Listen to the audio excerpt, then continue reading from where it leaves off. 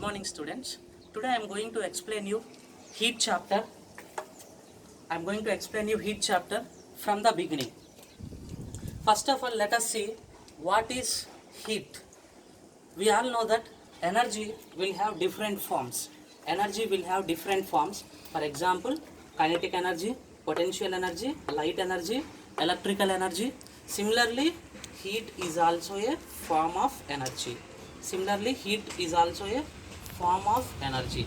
So, heat is a form of energy which flows from high temperature object to low temperature object.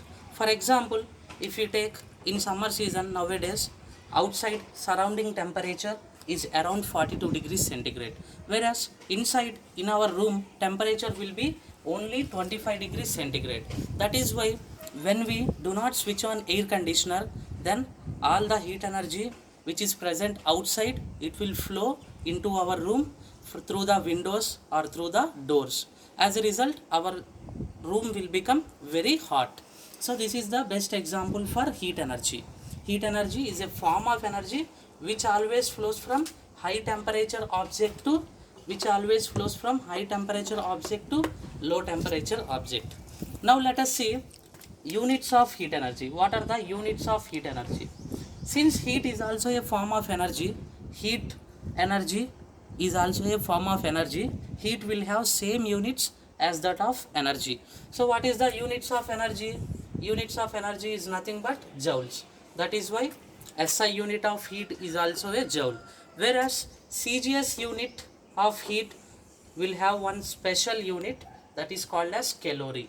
CGS unit of heat is calorie. It is named in the honor of scientist Calorie, as he has done extensive work in thermodynamics. Now let us see what is the heat energy equation. What is the heat energy equation, or on what factors heat energy will depend? Heat energy will depend on what factors, or specific heat derivation. So all these three questions will have same answer, that is heat energy equation, or factors on which heat energy depends, or specific heat derivation.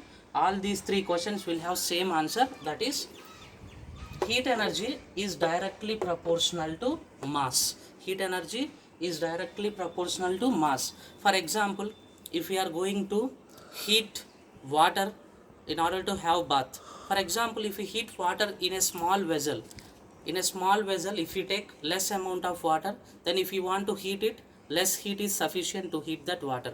Whereas if you take water in a very large vessel,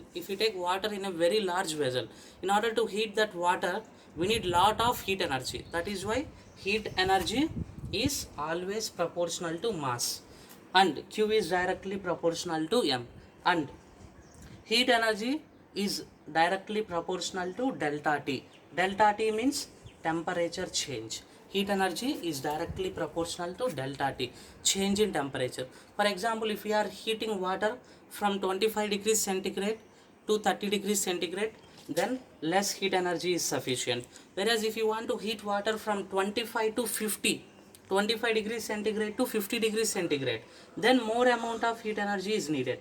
That is why heat energy is directly proportional to change in temperature, delta T. So finally, heat energy, by combining these two equations, Q is directly proportional to M delta T. And if you want to remove this proportionality symbol, we will bring one proportionality constant, that is S. S is the proportionality constant. So Q is equal to S into M delta T. This S is called as specific heat. S is called as specific heat. And S is always constant for material. S is always constant for material. For example, if you take water, for water specific heat value will be 1. For water specific heat is 1, and it is always constant for water. For example, if you take water in this house, in my house, or if you take water in your house, or if you take water in any other place, specific heat value for water will always 1 only. It will always be 1 only. Specific heat is always constant for the substance. For the material, specific heat is constant, and specific heat is highest for water. That is why water is used as coolant.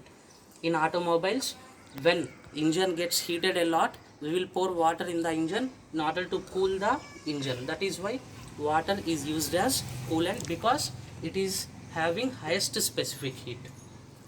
And from this equation, Q is equal to S into M delta T.